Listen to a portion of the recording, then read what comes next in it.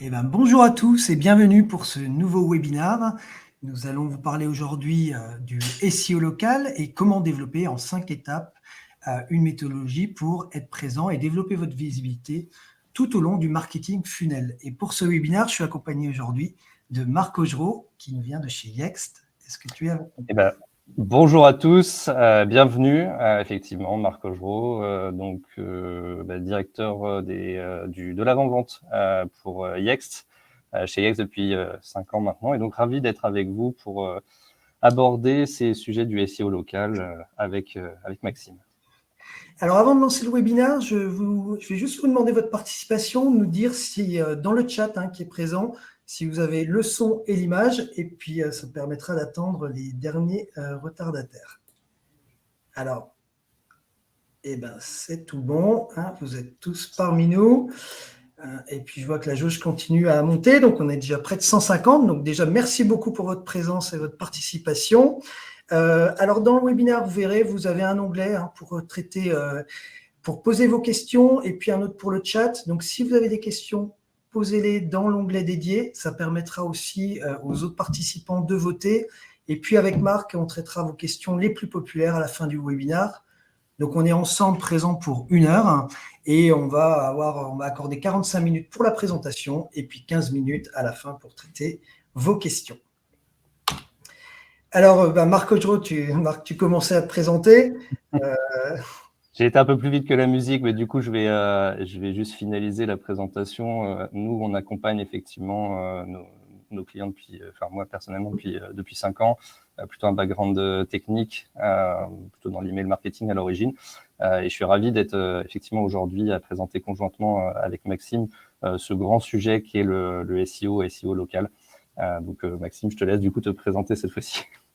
Alors, Maxime Juster, moi je suis account exécutif chez SMJ, donc ça correspond à la commercialisation de nos produits plateformes chez SMJ.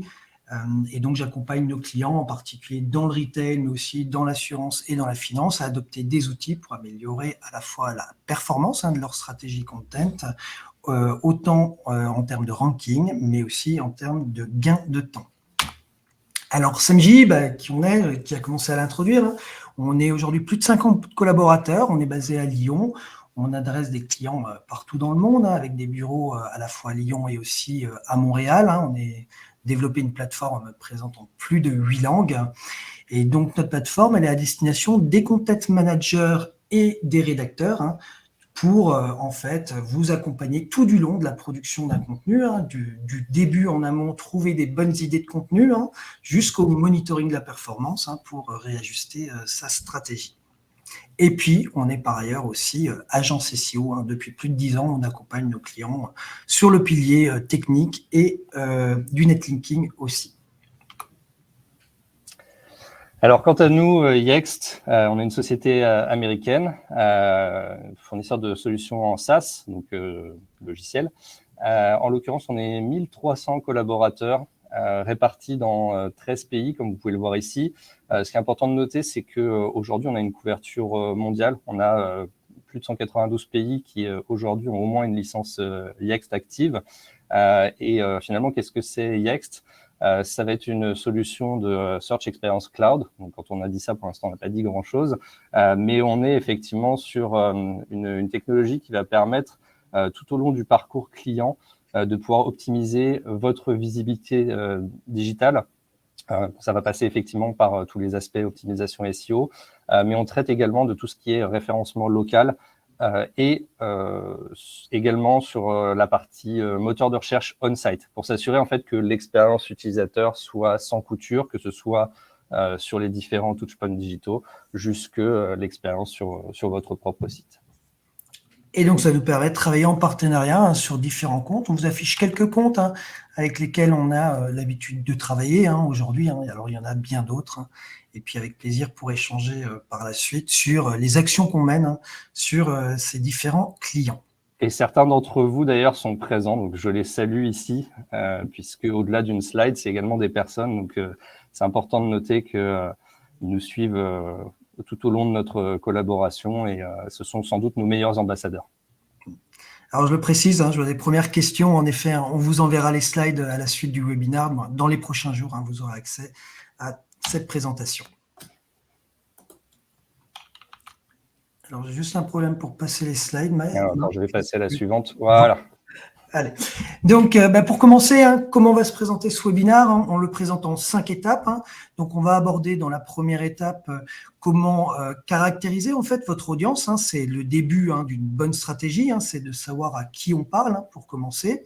Et puis, une fois qu'on a identifié les requêtes sur lesquelles on souhaite se positionner pour travailler sa visibilité, je vais vous présenter comment travailler ces pages pour justement être présent sur chacune de ces requêtes.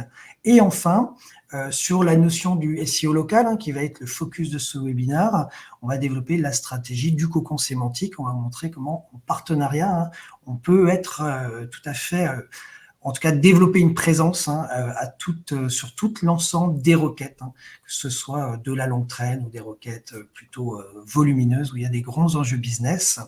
Et puis enfin, sur les étapes 4 et 5… Voilà, ça fera la transition avec Yext, puisque là, cette fois-ci, je vous parlerai un petit peu plus de comment occuper l'espace et se positionner sur l'intégralité de la SERP. Donc, c'est assez ambitieux là pour le coup, mais c'est un élément qui est important pour vous rendre plus visible et donc capter davantage de trafic.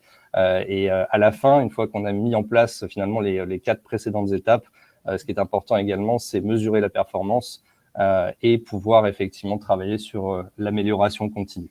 Et on aura une dernière phase qui sera l'aspect questions-réponses qu'on a évoqué tout à l'heure avec Maxime. Donc, on aura 15 minutes, donc surtout, n'hésitez pas, continuez de poser vos questions. On y répondra à la fin, on a vraiment un temps dédié à ça. Alors, je vais passer à la suivante du coup. C'est bon, j'ai de nouveau la main. Alors, en effet, aujourd'hui, il y a différents canaux aussi pour aller rechercher des informations sur vos différents besoins. Le digital se développe énormément, donc la concurrence aussi. Et donc, c'est à ce niveau-là qu'il faut prendre en tout cas des dispositions pour être présent et surtout prioriser vos actions, puisque tout est un enjeu en SEO de concurrence. Et donc, vous n'allez pas pouvoir investir sur toutes les requêtes à la fois. Et donc, il faut bien les cibler. Donc, on a d'un côté des requêtes génériques qui en général sont sur des forts volumes de recherche. Alors l'intérêt, c'est qu'évidemment quand vous positionnez sur une requête avec un fort volume, c'est que quand vous êtes présent dans le top 3, vous allez capter énormément de trafic, mais il y a aussi une concurrence qui est très très forte, ce qui demande aussi des investissements en termes de temps et puis aussi sur les autres piliers qui peuvent être importants. Et donc ça va être intéressant aussi de vous développer sur des requêtes de longue traîne qui convertissent très très bien sur ce type de requête et en particulier le SEO local. Alors oui, effectivement, c'est un point qui est très important. C'est aujourd'hui, on ne peut plus se permettre de faire que du générique. Donc c'est important lorsqu'on a la possibilité de le faire, de pouvoir descendre jusqu'au niveau local et travailler typiquement sur des requêtes plus longues. Alors là, on parle de produits plus villes, ce n'est qu'un exemple. On verra tout à l'heure bien d'autres exemples. Mais l'intérêt, et on aura des chiffres à vous présenter, c'est qu'effectivement, on a beaucoup moins de concurrence. Et donc, le potentiel de conversion est beaucoup plus important et in fine, le revenu associé est beaucoup plus important compte tenu des efforts que vous allez mettre en place pour pouvoir travailler ces aspects plus locaux. Alors, un aspect à prendre en compte aussi, c'est que quand on caractérise son audience, c'est un travail qu'on fait à tenter et il faut avoir conscience qu'il faut rester agile parce qu'aujourd'hui, Google nous dit qu'il y a 15% de nouvelles requêtes chaque jour et donc il y a une vraie opportunité d'aller identifier ces requêtes aussi pour aller se positionner et donc devancer votre concurrence. Alors, première étape, caractériser son audience. On en parlait, c'est vraiment l'étape de base, parce que si on fait des erreurs au moment de caractériser son audience, et ensuite, forcément, on développe une stratégie où il y a des biais et à la fin, on est éloigné de nos résultats. Donc, il faut être extrêmement vigilant sur cette étape. Et donc là, on a la chance d'avoir énormément de sources d'informations pour caractériser son audience. Alors, puisqu'on cherche à se positionner sur Google, eh ben, on va observer les SERP. Alors, les SERP, c'est quoi? C'est les pages de résultats pour chacune des requêtes qu'on va renseigner. Donc là, il y a une source d'information intéressante par rapport aux 10 premiers résultats, qui sont vos concurrents SEO. Mais on va pouvoir aussi aller collecter de l'information sur Google Suggest, qui est tout simplement l'autocomplétion. Vous renseignez une requête et vous avez des propositions de requêtes de longue traîne. Ça, c'est extrêmement enrichissant dans l'approche que vous aurez par rapport à votre marché. Vous avez aussi les recherches associées qu'on va retrouver en bas de page de résultats qui ont été identifiées par Google comme étant les plus pertinentes, des requêtes proches de la requête que vous avez renseignée. Et puis enfin, il y a d'autres leviers d'acquisition qui est AdWords. Et on sait que sur AdWords, quand les annonceurs investissent dans AdWords, c'est parce qu'il y a des enjeux business forts. Et donc, ce sera intéressant aussi pour vous de conquérir en fait ces parts de marché via le canal organique. Enfin, toute cette donnée-là, ça demande un travail important de collecte d'informations, de restitution. Donc, vous avez aussi des outils à disposition pour accélérer cette image que vous allez chercher à obtenir de votre audience. Et vous pourrez utiliser des outils comme SEMrush ou Ahrefs, qui sont des outils qui ont des approches différentes, mais qui répondent aux mêmes besoins. C'est vraiment cette collecte de data. Enfin, ça nous semble important de sortir aussi de la bulle SEO, parce qu'en effet, on va travailler la visibilité organique, mais vous avez aujourd'hui des collaborateurs terrain, que ce soit des commerciaux, des CSM ou des responsables du SAV qui sont en contact tous les jours de vos équipes et ont des questions qui vous transmettent. Et ça vous permettra aussi de devancer vos concurrents en travaillant des visibilités sur des requêtes aujourd'hui qui ne sont pas encore identifiées dans le SEO, puisque le SEO, c'est quoi? Ce sont des tendances qu'on va observer. C'est-à-dire qu'on a déjà parfois un petit temps de retard, alors que vous pouvez devancer tout ça en allant chercher ces informations chez vos collaborateurs. Et puis enfin, dans ce travail d'identification des besoins de votre audience, vous pouvez passer aussi par une agence. Vous profiterez d'une méthodologie éprouvée et puis d'une expérience de votre secteur d'activité qui vous permettra à la fois de gagner du temps et d'avoir des restitutions d'audits sémantiques extrêmement bien structurées. Alors, je vous ai affiché quelques extraits des données que vous allez pouvoir puiser, comme Google Suggest, Ahrefs et SEMrush qu'on retrouve ici, ou les recherches associées, et on en parlait avant, qu'on retrouve en bas de page de résultats. Il y a énormément d'autres sources d'informations qu'on va pouvoir aussi aller chercher. Et enfin, je le disais en amont, chez SMJ, on est éditeur d'une solution à destination des content managers. Donc, on va vous proposer aussi des modules pour construire votre roadmap édito. Et donc, dans le module idées de contenu, ça vous permettra très rapidement, en enseignant une requête large, d'identifier toutes les requêtes potentielles à adresser avec des trends sur les 12 derniers mois. Parce que pour certains d'entre vous, il y a des sujets de saisonnalité, que ce soit dans la défiscalisation ou le Black Friday, quel que soit votre secteur d'activité, on peut avoir ce sujet de saisonnalité. Et enfin, vous aurez aussi un regard sur la difficulté de la SERP pour évoluer, puisque c'est important quand on construit une stratégie éditoriale de se donner aussi du souffle, c'est-à-dire de viser des résultats à moyen terme, et puis des résultats plus ambitieux à long terme, mais évidemment qui mettront plus de temps à obtenir. Enfin, bien identifier ces requêtes, c'est aussi comprendre les typologies de requêtes qu'on retrouve sur les SERP. Vous avez des requêtes informationnelles et transactionnelles. En l'occurrence, pour des requêtes qui peuvent sembler très très proches, vous allez voir qu'on a des résultats très différents. Si vous renseignez la requête TV Samsung 2022, vous allez avoir des résultats presque exclusivement informationnels avec des comparateurs ou des Frandroid, les numériques qui vont vous accompagner à choisir le bon téléviseur que vous souhaitez acheter. Vous avez évidemment quand même un résultat de Samsung qui est un résultat transactionnel, mais on va vraiment avoir des SERP qui vont répondre aux besoins des utilisateurs. Alors que si vous renseignez la requête TV Samsung, on a des résultats exclusivement transactionnels, là où vous allez pouvoir driver votre audience pour qu'ils puissent acheter une télévision.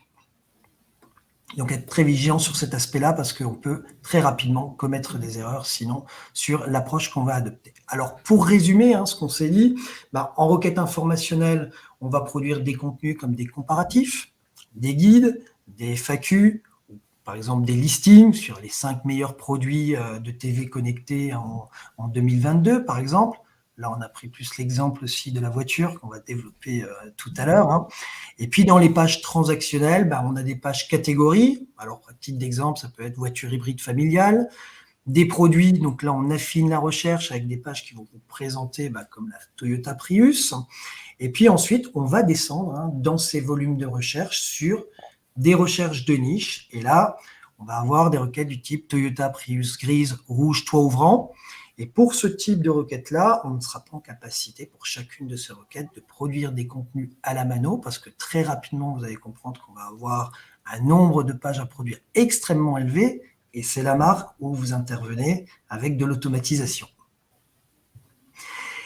Une fois qu'on aura fait ce travail de production de contenu, pour être présent justement là où il y a moins de concurrence, on pourra toujours faire une repasse pour identifier des contenus qui peineraient encore à se positionner malgré le manque de concurrence.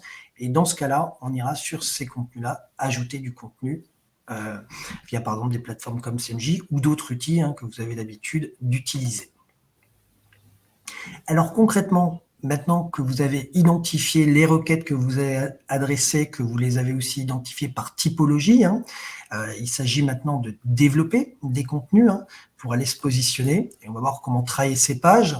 Alors, quelque chose qui nous semble extrêmement important chez SMJ, mais chez Yext aussi, j'imagine, c'est ne repartez pas de la feuille blanche à chaque fois. Vous avez produit des contenus pendant plusieurs années, vous avez un capital de contenu qui est énorme, donc capitaliser sur ces contenus-là en allant faire un audit on-site et identifier tous les contenus qui se positionnent sur des requêtes qui sont stratégiques pour vous.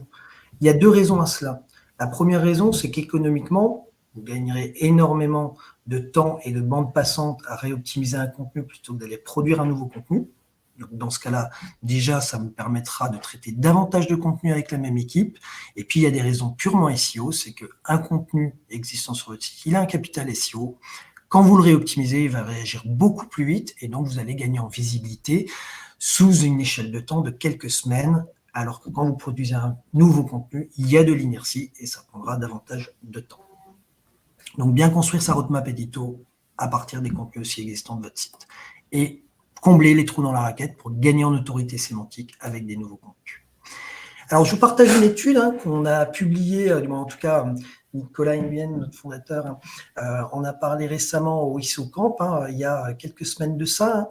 Donc, on a la chance d'avoir de nombreux clients sur lesquels on a pu s'appuyer. Donc, on a fait une analyse sur 20 000 contenus chez nos clients. On s'est connecté à leur Search Console et Analytics. On est venu les comparer à un demi-million d'URL chez leurs concurrents, puisque l'intérêt, c'était d'observer quel est l'impact du contenu sur vos pages transactionnelles. Et les résultats de cette étude sont assez clairs. Quand vous ajoutez du contenu sur une page transactionnelle, on va gagner jusqu'à 50% de plus en moyenne de trafic organique. Donc, je crois que le message est assez clair. Il est intéressant d'investir dans le contenu sur vos pages informationnelles, mais ne pas oublier ces pages transactionnelles parce que ça vous aidera à générer davantage de chiffre d'affaires. Alors concrètement, comment aussi ça se matérialise, parce que tous les contenus n'ont pas la même qualité. Alors, on parlait aussi de notre plateforme. On a développé un outil qui permet d'évaluer la qualité du contenu au travers du Content Score. C'est une évaluation de cette qualité du contenu sur une échelle de 0 à 100. Plus longtemps vers les 100, plus on a un contenu de qualité. Et ce qu'on peut observer ici, c'est que plus votre contenu est de qualité, et plus en effet vous générez du trafic sur vos pages.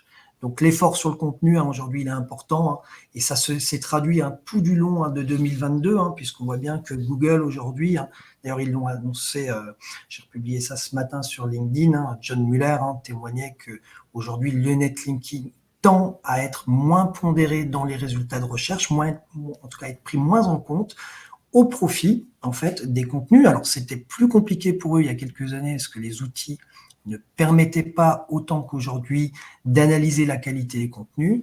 Aujourd'hui, avec le traitement automatique du langage, c'est possible et donc Google va favoriser davantage la qualité de ces contenus-là.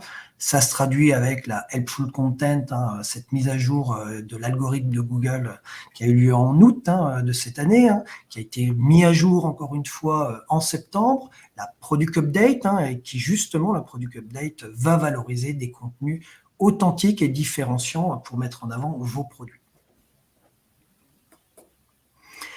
Et enfin, pour chacun des contenus, donc je vous parlais du Content Score, et donc là, on va pouvoir évaluer la qualité des contenus au regard de votre position. Donc, je vous ai pris un exemple, et je vais vous partager une page de Rue du Commerce qui aujourd'hui, alors j'ai remis à jour ce matin, c'est pour ça qu'il y a un petit écart avec la slide, ils sont en position 10 sur TV Samsung, et vous voyez qu'ils ont un Content Score aujourd'hui de 46 sur 100.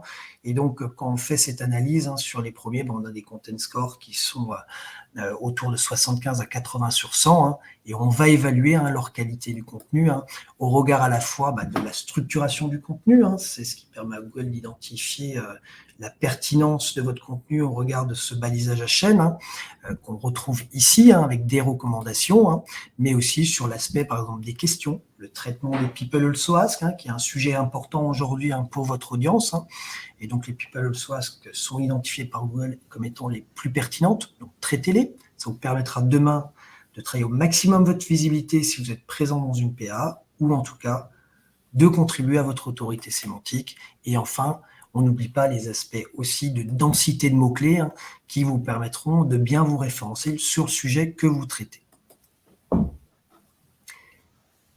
Alors, je reviens à nos slides pour poursuivre. Et donc, un autre élément qui sera important, c'est qu'aujourd'hui, sur des SERP qui sont extrêmement concurrentiels, c'est pas parce que vous allez produire un très bon contenu que pour autant vous rentrerez dans ce top 3, top 5 que tout le monde cherche à acquérir.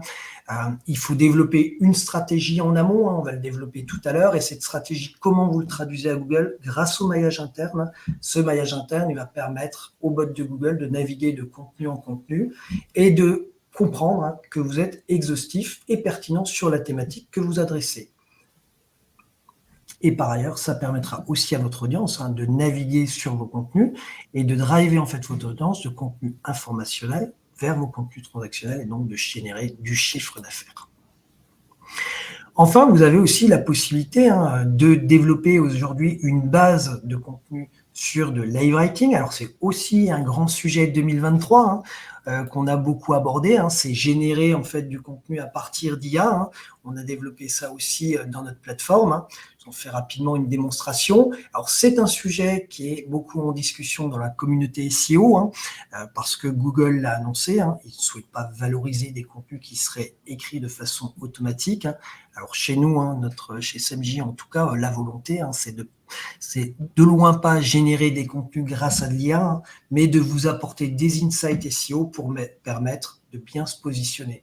Je vous donne un exemple. Si aujourd'hui vous avez des experts, par exemple patrimoniaux, vous êtes un organe de finance, vous produirez certainement un contenu de grande qualité sous l'angle de son expertise métier, mais de là à pouvoir produire un contenu aussi qui se positionne avec des insights SEO, ce sera compliqué.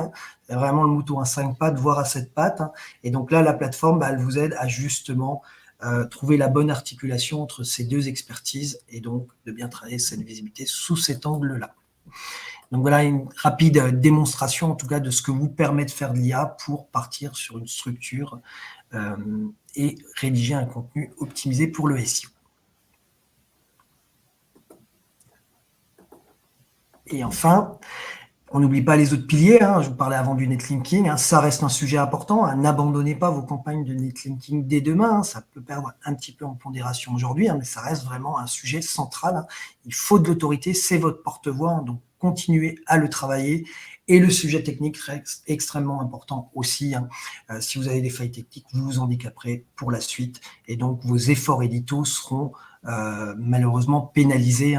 Donc, bien travailler ce socle technique, c'est important. Et donc, ça, c'est aussi issu de notre étude. Plus vous avez des mots-clés que vous visez avec des volumes de recherche élevés, et plus il vous faudra de l'autorité pour se positionner. Alors, troisième étape, comment on va structurer en fait toute cette approche de contenu? Je vous propose de le travailler au travers du cocon sémantique. L'intérêt du cocon sémantique, en fait, c'est d'accélérer l'indexation de vos pages par le bot de Google, en créant un corpus de contenu hermétique dans votre site web, qui permettra au bot de visiter l'intégralité de ces pages et donc de gagner en autorité sémantique. Alors, l'intérêt, c'est de pousser à la fois vos pages transactionnelles, grâce à justement ces pages qui vont apporter de l'autorité sémantique, et puis aussi d'aller se positionner, puisque c'est le sujet du webinaire, d'aller se positionner sur des SERP locales. Donc, premier intérêt, c'est que si vous vous positionnez sur une page comme TV Samsung, sur une requête à plus de 18 000 requêtes mensuelles, et si vous vous positionnez dans le top 3, il y a des gros enjeux à générer un trafic qualifié sur votre site et à convertir. Et puis sur des pages locales, Marc nous en parlait avant, il y a une conversion qui est extrêmement intéressante à aller chercher. Et puis il y a aussi ce web to store, c'est-à-dire d'amener vos visiteurs d'un site web vers vos magasins. Alors, la théorie du cocon sémantique, c'est justement de développer des pages de conversion, que ce soit des pages catégories, devis, pages produits, et de les appuyer ensuite avec des pages localité pour justement pousser ces pages transactionnelles. Alors, comment ça s'organise? On peut organiser une matrice. Donc, vous voyez en colonne les différents produits sur lesquels vous voulez vous positionner, en ligne les différentes localités sur lesquelles aussi vous avez un intérêt à être présent. Mais vous comprenez très rapidement que si vous avez de nombreux produits et de nombreuses localités à adresser, vous avez rapidement des milliers de pages à produire. Et là, ce n'est pas possible de le faire à la mano. Et donc, c'est là où Yext a une solution intéressante à proposer en allant automatiser cette production de contenu. Et Marc, je te laisse prendre le relais. J'ai pris le relais un peu vite. Merci du coup pour la transition. Alors effectivement, avant de passer à la partie 4, je pense qu'il y a un point qui est important, c'est justement de se remettre un petit peu en tête ce que c'est qu'une recherche courte, une recherche de longueur moyenne et une recherche à forte intention d'achat. Donc c'est typiquement ce que vous voyez ici avec le graphe qui nous indique une recherche de type chaussures. Là, clairement, vous êtes sur quelque chose qui est très concurrentiel, très générique et non localisé. Et finalement, plus on va se déplacer vers la droite, plus je vais avoir des requêtes qui vont être ciblées et à fort potentiel de conversion. Et j'en veux pour preuve, en fait, les chiffres que vous voyez ici sur la droite. Je pense que s'il y avait juste ça à retenir sur cette slide, ce serait effectivement 70% et 2,5 et 2,5 fois plus de conversion, pardon. Le 70% des recherches, c'est effectivement maintenant, à aujourd'hui, on a effectivement 7 recherches sur 10 qui ont plus de 3 mots-clés ou qui ont plus de 3 mots tout court. Donc ça veut dire qu'il faut être capable de comprendre l'intention, il faut être capable d'être présent sur ces requêtes de plus longue traîne, et d'autant plus parce que on sait aujourd'hui qu'elles convertissent 2,5 fois plus. Donc finalement, ce que je vais aborder dans cette quatrième partie, ça va être comment je fais pour me rendre plus visible sur la partie en rouge ou en rose, suivant les écrans que vous avez. Alors, cette quatrième étape, c'est effectivement comment est-ce que je fais pour occuper l'espace de la SERP. Alors, on est parti sur occuper l'intégralité de la SERP, c'est le rêve de tout le monde. Évidemment, ça se fait par plusieurs étapes successives. Je voudrais commencer par quelques chiffres. Donc, effectivement, quand on parle d'expérience utilisateur, d'expérience de recherche, en fait, on se rend compte que ça devient réellement clé pour les entreprises. Tout simplement parce qu'aujourd'hui, lorsque on interroge les gens, on a 83% des clients qui disent avoir effectué une recherche en ligne avant de se rendre sur le point de vente. Donc, on n'est plus dans une configuration où on peut, entre guillemets, attraper les gens qui passent devant le magasin au hasard. Cette partie-là, typiquement, ça représente plus que 17%. En tout cas, il y a une vraie volonté en amont de se renseigner par soi-même, éventuellement de comparer, de regarder ce que font les concurrents, etc. Un autre chiffre, je pense, qui est très parlant pour vous, ça va être le fait qu'aujourd'hui, on a plus de la moitié des consommateurs qui sont frustrés vis-à-vis de l'inconsistance des données. Ça veut dire que quel que soit l'endroit où je vais chercher l'information, normalement, elle serait censée être identique. On parlait de SEO local. Si je prends les informations de mes établissements, de mes boutiques, normalement, je devrais retrouver le même nom, la même adresse, le même téléphone, les mêmes horaires d'ouverture. Aujourd'hui, si vous faites l'exercice, peut-être sur votre marque ou sur d'autres marques, vous allez vous rendre compte que c'est malheureusement pas le cas. Si je recherche sur Google, sur Facebook ou ce que vous voulez, finalement, je vais avoir des informations qui sont disparates. Et ça, c'est un vrai problème. C'est un vrai problème parce que ça affecte également le SEO. Il ne faut pas se leurrer. Typiquement, les bots de Google, ils ne regardent pas que leur nombril, ils vont également regarder ce qui se passe sur les autres listings, sur les autres publishers, sur les autres endroits où vous pouvez pousser de l'information.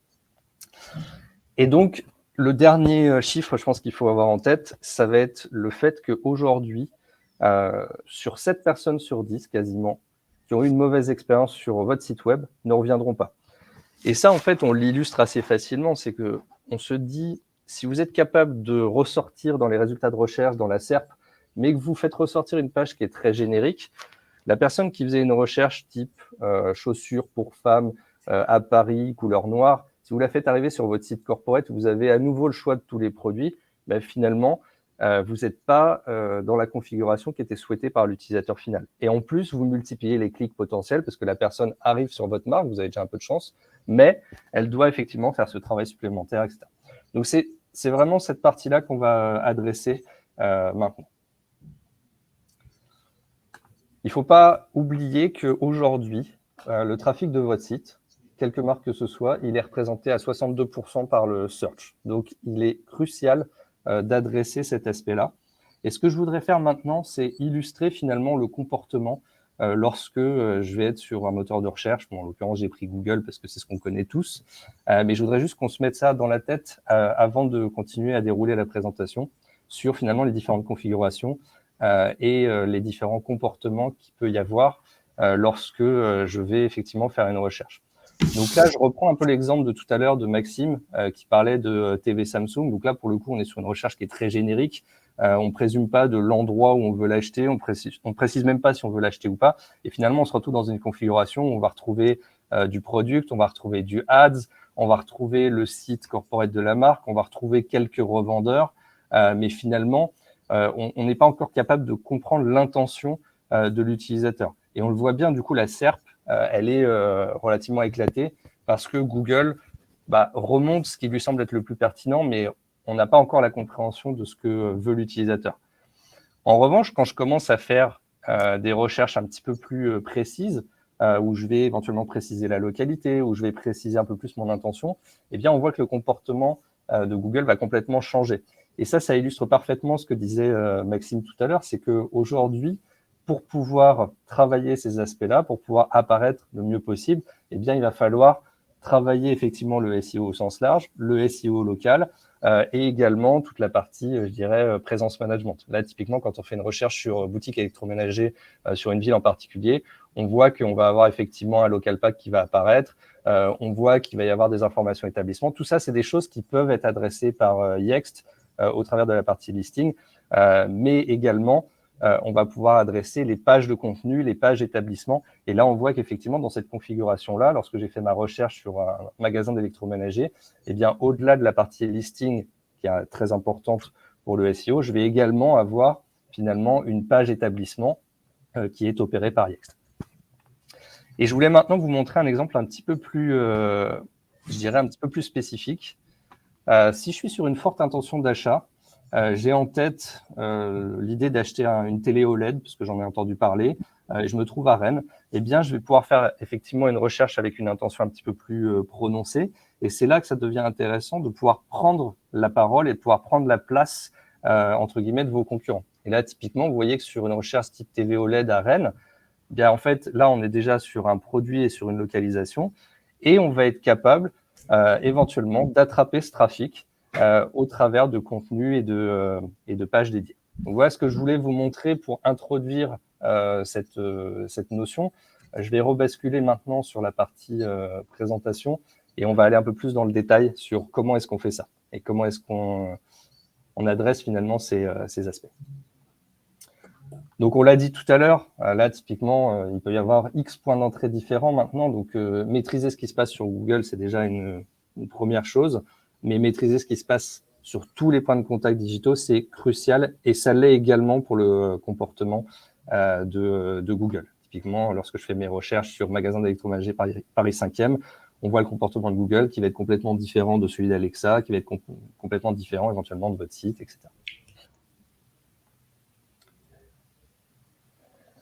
Alors, comment est-ce qu'on adresse finalement toutes ces requêtes de forte intention et comment est-ce qu'on s'assure d'occuper la SERP? Finalement, quand vous regardez cette slide, je pense qu'on a pas mal résumé les différents comportements qui peuvent exister. Là, dans la démonstration que je vous ai faite juste avant sur Google, j'étais très orienté produit et achat. Et ce qu'il faut avoir à l'esprit, c'est que finalement, les recherches, elles peuvent être de toute nature.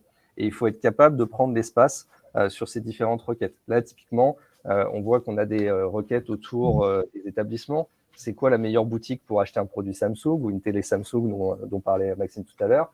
Après, je peux avoir des questions autour des services, des FAQ, des ateliers qui sont proposés par tel ou tel magasin. À la fin, ce qui est important de comprendre, c'est que tout ce contenu-là, c'est du contenu qui peut être travaillé grâce aux plateformes de CMJ, pouvoir identifier les cocons sémantiques sur lesquels vous pouvez vous positionner.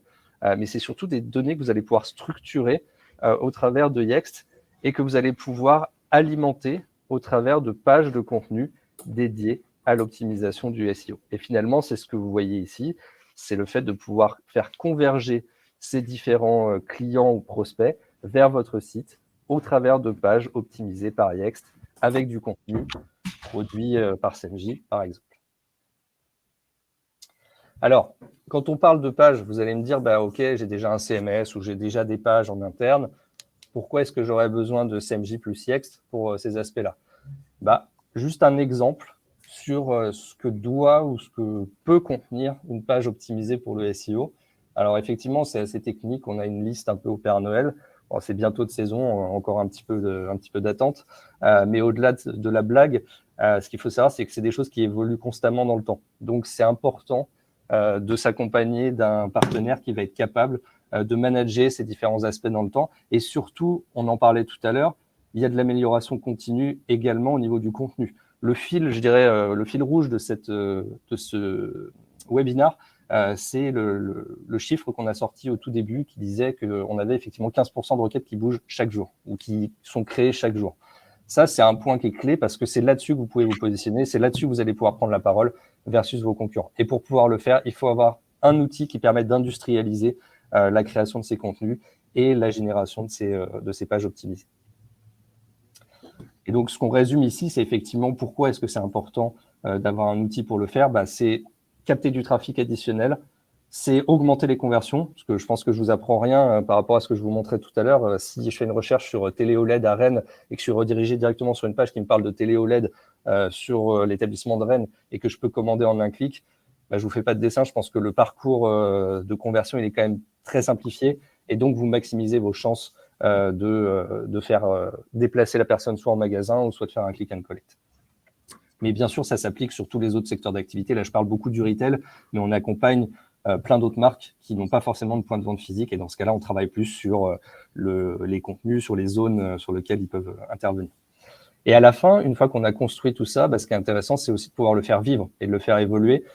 Et donc, avoir la capacité, au travers d'un outil, de pouvoir générer ces contenus, modifier ces contenus, les faire évoluer et s'assurer d'avoir finalement une expérience SEO, entre guillemets, la meilleure possible. Alors justement, ça me fait la transition avec cette dernière partie qui est finalement, une fois que j'ai mis en place toute cette partie SEO, optimisation, page et que j'occupe mon espace, comment je m'assure de continuer de l'occuper de la meilleure façon qui soit et comment je m'assure finalement de pouvoir prendre la parole sur des nouveaux sujets et sur les fameux 15% dont on parlait tout à l'heure. Eh bien, ça va passer par plusieurs aspects. Ça va passer effectivement par le travail autour de tout ce qui est présence management, mais ça va passer également par toute la partie travail sur les pages locales, sur les pages d'intention, ce dont on parlait tout à l'heure, typiquement la page télé OLED à Rennes, c'est une page d'intention qui est rattachée à une page locale, qui elle-même est rattachée à un listing. Donc, c'est là où on comprend finalement toute la hiérarchisation qu'il peut y avoir entre les différents éléments. Et là, sur l'exemple qu'on montre ici, sac à main en cuir noir, eh bien, effectivement, on va avoir du produit qui va apparaître, mais le but, in fine, c'est également de proposer la boutique ou les boutiques qui proposent ce produit à proximité, ou pourquoi pas afficher une page d'intention dans laquelle on va avoir effectivement la catégorie sac à main en cuir qui est proposée par ce magasin et éventuellement avoir un choix le plus large possible pour inciter encore une fois à la conversion. Ce que je viens d'expliquer, finalement, c'est ce qu'on matérialise ici.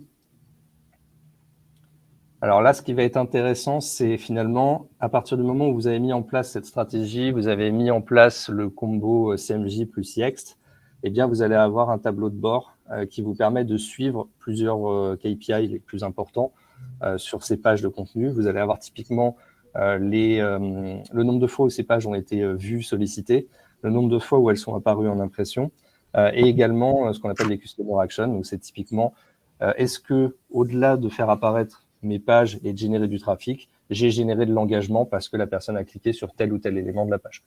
Donc ça, je dirais, c'est des choses qui sont assez triviales en termes de tracking. En revanche, ce qui va être plus intéressant, c'est comment j'identifie la nature du trafic qui est arrivé jusqu'à mes pages. Et pour ce faire, dans la plateforme de Yext, on va être en capacité d'identifier la nature des requêtes qui a fait apparaître ces pages locales ou ces pages d'intention. Donc, si on reprend mon exemple de tout à l'heure où je parlais de TV OLED à Rennes, bah, typiquement, je verrai ressortir effectivement ces différentes requêtes sous la forme de search terms et je serai dans une configuration où effectivement on est sur une recherche sans la marque parce que j'ai pas présumé, j'ai pas dit que c'était Samsung ou que c'était X ou Y. Et ce qui est intéressant, c'est justement la capacité d'aller attraper ce trafic sans marque et de pouvoir vous rendre plus visible sur des requêtes qui peuvent être des requêtes de forte intention, mais sur lesquelles on n'a pas forcément votre marque qui est mise en avant. Et ce qui est intéressant vraiment dans cette partie analytics, c'est cette capacité d'identifier également des comportements auxquels vous n'auriez pas pensé. Parce qu'en fait, ce qui se passe, c'est que bien souvent, on met en place toute cette stratégie, ces pages, et on se rend compte finalement que ce qu'on avait imaginé ne se produit pas forcément réellement comme prévu. Typiquement, vous voyez, par exemple, on a des gens qui vont faire des recherches là autour de print shop, autour de passport, etc.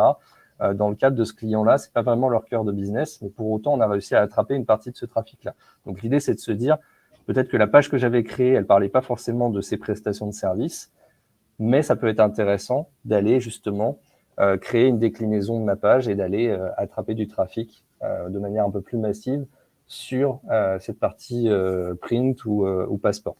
Et cet intérêt et cette nécessité de créer cette page, elle va être, je dirais, liée au CTR qu'on va être capable de détecter. Parce que typiquement, si j'arrive à faire venir du trafic mais qu'il n'y a pas d'engagement, ça veut dire que ma page n'est pas adaptée ou qu'elle ne répond pas aux besoins de l'utilisateur. Donc voilà ce qu'on pouvait voir au niveau de la partie statistique.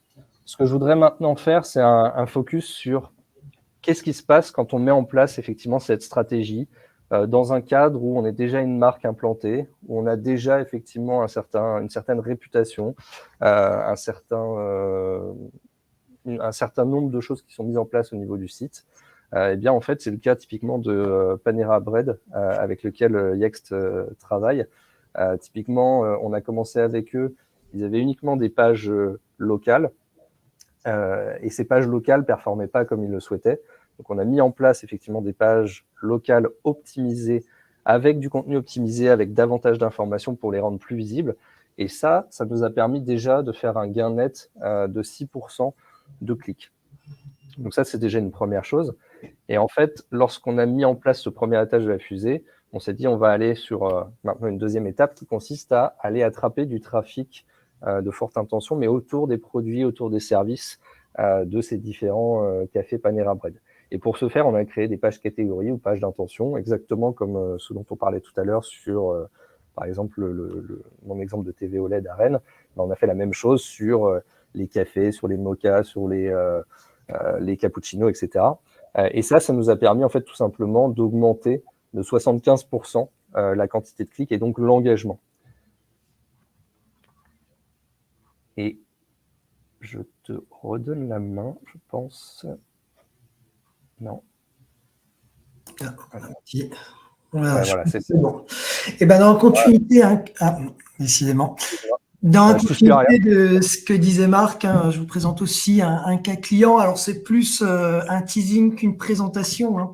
Bon, vous connaissez bien les furets, hein, ils sont sur des SERP hyper concurrentiels, hein, que ce soit dans les comparateurs sur tout ce qui est crédit, finance, assurance, mais aussi à la fois le sujet de l'énergie, qui est un vrai sujet en ce moment où on va chercher à comparer, hein, pour trouver au moins cher. Et donc, on travaille avec eux depuis le début de l'année, hein, avec la plateforme SEMJ. Et on voit déjà qu'en l'espace de 6 mois, alors qu'ils ont déjà une énorme maturité SEO, hein, ils ont fait plus 65% de gains de trafic organique, hein, ce qui représente, s'ils avaient dû acheter ce trafic via AdWords, 300 000 € de valeur de trafic par mois. Et donc, si ça vous intéresse, ce sujet-là, hein, ils seront présents au We Love SEO, un événement qu'on organise le 29 novembre. Hein, et donc, Marion Place et Anthony Privé, hein, Head of SEO, et Marion, qui est Content Manager, hein, chez Les Furets, vous présenteront comment ils ont développé et mis en œuvre la stratégie édito qu'ils avaient en interne au travers de la plateforme SEMJ.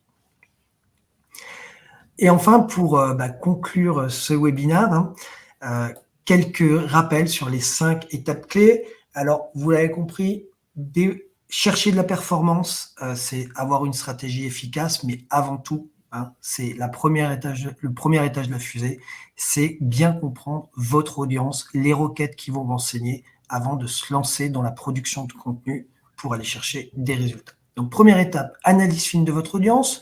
Le second, ça répond à la fois à ce qu'évoquait Marc, mais aussi à ces 15% de nouvelles requêtes qui apparaissent chaque jour. C'est de pouvoir construire des parcours adaptatifs, hein, pour vraiment être présent et développer votre visibilité tout au long du funnel marketing. Hein. Et enfin, parce que ça représente un travail considérable, l'automatisation va vous permettre de pouvoir répondre à ces enjeux sans être une équipe digitale avec 150 personnes sous la main.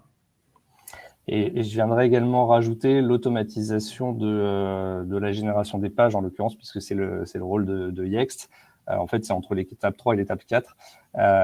Une fois qu'on a effectivement généré ces pages, c'est la capacité de monitorer les résultats, comme on l'a évoqué, parce que c'est bien d'avoir des hypothèses, c'est bien d'imaginer le parcours des prospects, clients, etc. Mais c'est important de pouvoir le vérifier sur le terrain et de pouvoir s'adapter. Et donc, on arrive effectivement sur la dernière partie qui consiste à mettre en place une stratégie d'amélioration continue. Donc, au-delà d'une belle phrase, c'est surtout avoir les outils qui permettent de le faire et d'avoir l'accompagnement people également. Parce que le principe, c'est de fournir également un CSM qui vous accompagne sur cette stratégie d'amélioration continue et qui vous explique comment est-ce que vous pouvez faire évoluer vos contenus, vos pages, etc. Donc, merci à tous pour votre assiduité. J'ai vu qu'il y avait pas mal de questions. Ce que je vous propose maintenant, c'est de justement basculer sur cette partie réponse aux questions-réponses.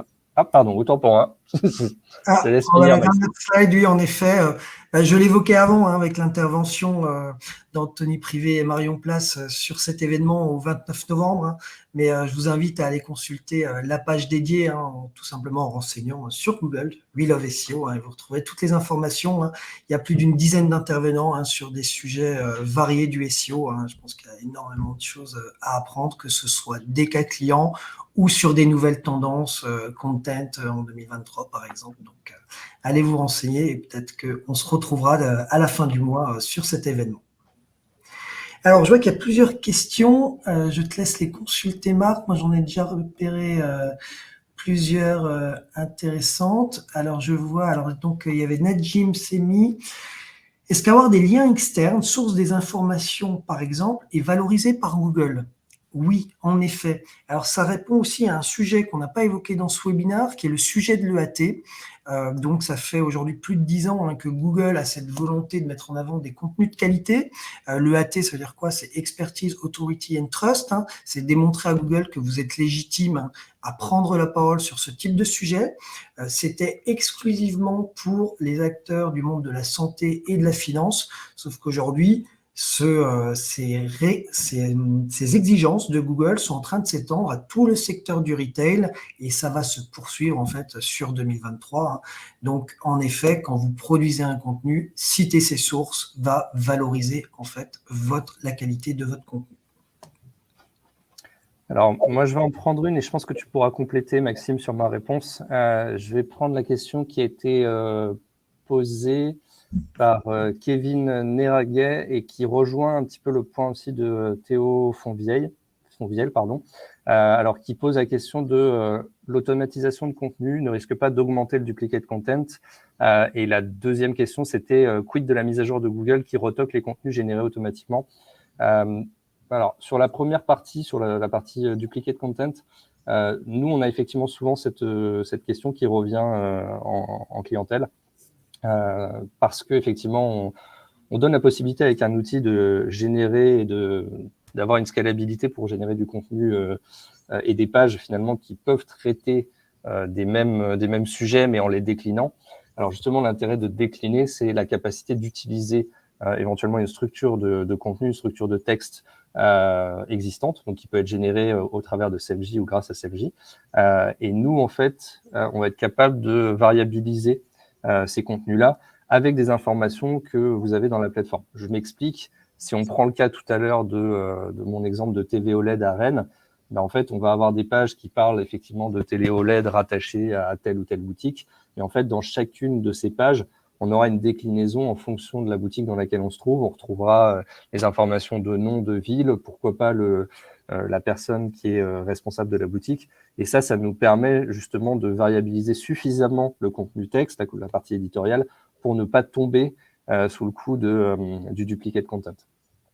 Et une autre chose qui est importante, c'est que dans la structure et dans la manière dont on construit les pages, on s'assure également qu'elles soient rattachées à une structure existante. Donc, ça veut dire qu'on a toute la partie breadcrumb, tout le travail en fait sur le fil d'Ariane, sur la partie backlinking, qui est faite de manière dynamique sur chacune des pages de contenu qu'on va générer. Donc, même si on en génère 100 ou 200, il n'y en aura aucune qui sera suffisamment identique pour qu'on tombe sous le coup du duplicate content. Bon, bah, ta réponse est exhaustive, donc je vais pas compléter, mais plutôt répondre à une autre question. Je vois une question de Julie Azemar. Quelle est selon vous la fréquence d'optimisation de contenu existant, page, catégorie, tous les 6 mois, tous les 3 ans? Alors, je vais vous faire une réponse à Normand et un petit clin d'œil à nos consultants SEO. Ça dépend. Ça dépend complètement. En fait, il n'y a pas de règle fixe. C'est en fonction de la concurrence. Vous avez des environnements sur lesquels votre page, elle va tenir 1 an, 2 ans, sans pour autant perdre en position. Enfin, c'est très certainement que vous êtes sur un environnement peu concurrentiel. Donc, en général, ce qu'on aime bien faire, c'est être extrêmement vigilant sur vos positions. C'est vos positions qui vont permettre de générer du trafic qualifié sur votre site. Dès que vous observez une tendance à la baisse, je vous conseille de très rapidement réoptimiser votre contenu, puisque l'expérience nous montre que quand on perd des positions, on met en général à 99% du temps, toujours plus de temps à regagner ses positions. Donc, l'agilité, en tout cas la réactivité des équipes est importante pour ça. Il y a aussi une autre façon que nous, on a travaillé dans la plateforme SEMJ. Vous avez compris que le Content Score traduit la qualité de votre contenu versus les intentions utilisateurs. Donc, vous pouvez, de façon trimestrielle, mensuelle, remettre à jour toutes vos analyses pour anticiper. Dès que vous observez que vous perdez des points de Content Score, vous pouvez imaginer que dans les semaines à venir, vous allez perdre des positions. Et donc, je vous recommande de réoptimiser vos contenus pour justement prendre les devants et avant même qu'on perde des positions. Je vous permets juste un petit détail sur le mail si vous souhaitez me contacter. Alors, c'est soit par mon mail, donc c'est maxime.jouchter@smj.com. Je ne pense pas que ce soit mail.arrobase, ou sinon directement sur LinkedIn. C'était pour vérifier si les gens suivaient. Mais en l'occurrence, moi, je vais prendre une autre question de Régis Lenoir qui nous dit « Peut-on travailler des pages locales sans avoir de point de vente sur la ville? Exemple, adresse société sur Paris et Google local à Bordeaux. Ou autrement dit, Google local est-il pertinent uniquement sur la ville où la société a son siège social ou son point de vente ?» Alors ça, c'est une question qui revient assez souvent et je pense qu'il va faire le lien également avec la question de Justine Moisselin qui nous dit « Est-ce qu'il y a une grande différence de mise en place lorsque notre structure vend du service et non un produit ?» En fait, je pense que les deux sont liés parce que, en fait, que ce soit un produit physique ou un service ou que ce soit au travers d'agences ou au travers entre guillemets, de zones géographiques, on est capable de s'adapter. Si on prend le cas où vous n'avez pas de société, d'établissement physique, dans ce cas-là, notre reco, ce sera de travailler éventuellement sur tout ce qui est service area pages. Donc, c'est se dire, je crée des pages de contenu qui vont me permettre d'adresser des zones géographiques. Même si je n'ai pas d'établissement physique, on pourra effectivement attraper du trafic de cette manière-là. Après, je vais être très honnête avec vous, d'expérience, les performances sont un peu moins bonnes que si on avait effectivement des pages locales dédiées à l'établissement sur lequel on rattache des pages de produits et de services. Donc, on peut le faire. La performance sera moindre, mais ça permettra quand même de prendre la parole effectivement sur des recherches un peu plus localisées. Il y a Et un après, autre sujet, Marc, oui, peut-être, c'est une bonne façon d'aller tester votre marché. Vous voulez ouvrir un magasin physique sur Rennes, positionner des pages locales sur cette localité. Si vous voyez que vous avez énormément de répondants, que vous générez du trafic, c'est peut-être l'occasion, dans 6 mois, dans 1 an, d'ouvrir une enseigne dans cette ville. Et c'est un investissement, c'est une étude de marché à moindre coût. il y avait une autre question en lien avec les pages, j'ai envie de dire avec les pages SEO, posée par Raphaël Kirwani, qui disait: les signaux web essentiels, PageSpeed Insight, ont-ils un impact sur le SEO? Alors, je vais répondre depuis mon clocher Yext, parce que c'est un des éléments qu'on utilise en avant-vente, justement pour pointer du doigt les éventuels manquements sur des pages existantes. C'est qu'au-delà de la structure des pages, tout ce qu'on a vu tout à l'heure, la super checklist, là, la vitesse de chargement des pages peut avoir un impact effectivement sur le SEO. Et puis, peut avoir un impact également pour le parcours utilisateur. Si votre page, elle met 3, 4, 5 secondes à s'afficher, vous avez des chances que la personne, elle fasse un back et qu'elle retourne sur Google et qu'elle se retrouve face à vos concurrents et qu'elle choisisse d'aller, entre guillemets, ailleurs.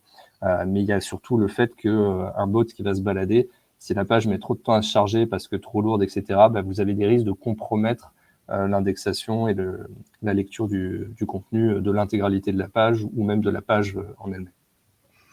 Les Core Web Vitals prennent aussi en compte la stabilité de la page. On retrouve ça sur des médias. Vous commencez à lire un paragraphe et puis il y a une mise à jour de la page et puis vous perdez complètement votre paragraphe, ce qui est assez insupportable pour l'audience. Et donc, Google a décidé de pénaliser ces expériences utilisateurs. Donc, en effet, ça a un impact sur votre SEO et votre référencement, mais ça a un impact aussi sur votre conversion. Parce qu'une fois que vous avez drivé du trafic sur votre site, si l'expérience utilisateur n'est pas bonne, vous avez toutes les chances d'avoir un taux de rebond considérable.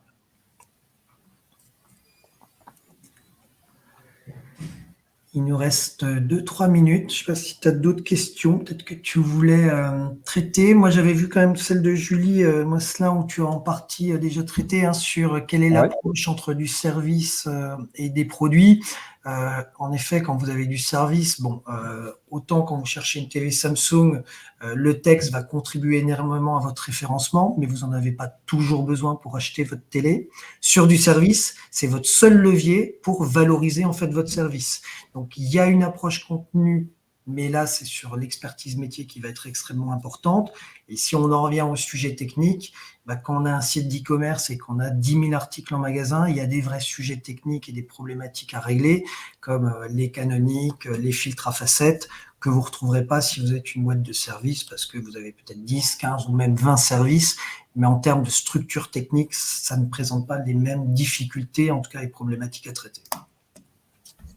Alors moi, il me reste une question, celle de Guillaume Saglier, qui dit: l'optimisation du SEO local sur Google a-t-il un impact sur notre visibilité sur Apple Plan et Waze? Alors, j'ai envie de dire, il y a deux choses à distinguer. Il y a, entre guillemets, l'impact direct et l'impact indirect.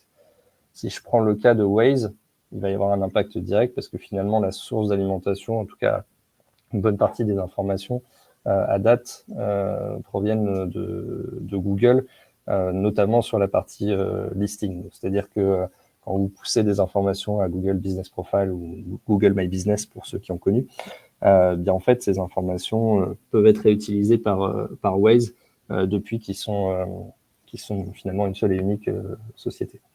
En revanche, sur la partie Apple Plan, c'est un petit peu différent. C'est plutôt l'inverse, c'est-à-dire que si vous avez des informations qui sont erronées sur Apple Plan ou qui sont différentes de celles que vous avez poussées sur Google, eh bien, ça peut vous impacter en termes de performance sur Google. parce que, comme je disais tout à l'heure, hein, les bots de Google, ils peuvent aller voir ce qui se passe, pas simplement sur leur écosystème, mais ils peuvent aller voir aussi ce qui se passe chez tous les publishers. Donc, si un bot vient se balader et voit que vous avez des informations qui sont erronées ou en tout cas qui sont différentes de ce que vous avez chez lui, donc dans Google, eh bien, vous pouvez avoir un impact négatif sur l'indice de confiance qui est associé à votre entreprise et donc, de facto, avoir des performances SEO qui sont impactées. Bon, je crois que Marc, c'est la fin de notre webinaire, il est 59. C'est l'occasion de tous vous remercier pour votre participation. Merci à tous. Vous êtes restés presque tous jusqu'au bout, donc merci beaucoup. On vous envoie le webinaire dans les prochains jours et puis vous avez nos coordonnées pour des questions. Si vous voulez une démo de notre solution, ce sera avec grand plaisir, ou de se retrouver sur les événements qu'on a pu évoquer. Au-delà du mail, n'hésitez pas à nous solliciter sur LinkedIn. J'ai vu qu'il y avait pas mal de personnes qui tentaient de se connecter, donc je vais accepter toutes les demandes de connexion avec grand plaisir. Mais n'hésitez pas à nous solliciter via ce biais également. Bonne journée à tous. Et merci à tous. Très bonne journée. Bonne semaine. Au revoir.